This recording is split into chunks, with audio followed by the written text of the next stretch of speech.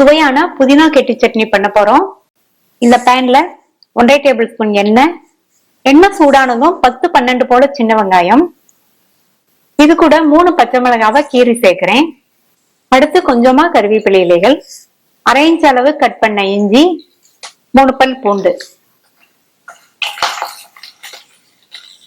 எல்லாமே 2 நிமிஷம் வதங்கினதும் இது கூட 1 இன்ச் அளவுள்ள புளியை சேர்த்துட்டு ஒரு வதக்கிட்டு ஒரு கட்டு புதினாவை கிளீன் பண்ணி வச்சிருக்கேன், அதை இதுல சேர்த்துட்டு இது கூட சட்னிக்கு தேவையான அளவு உப்பு,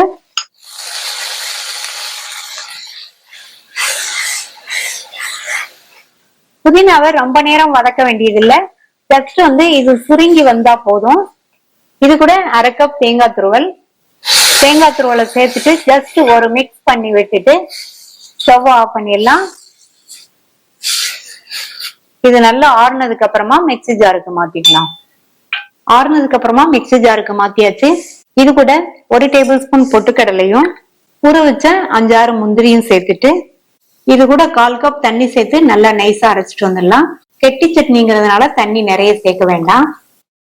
தாளிப்பு போடுறதுக்கு 2 டீஸ்பூன் எண்ணெய் விட்டு சூடாயிடுச்சு. இதுல 1/2 டீஸ்பூன் கடுகு, 1/4 டீஸ்பூன் உளுந்து, 1/4 டீஸ்பூன் கடலைப்பருப்பு, பருப்பெல்லாம் செவந்ததும் 4 பீஸ் காஞ்ச மிளகாவும் கருவேப்பிலையும் சேர்த்திருக்கேன்.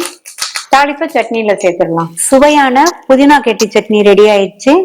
நான் இன்னைக்கு சப்பாத்தியோட சர்வ் பண்ணிருக்கேன்.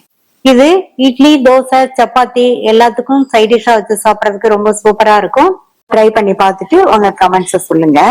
தேங்க்யூ.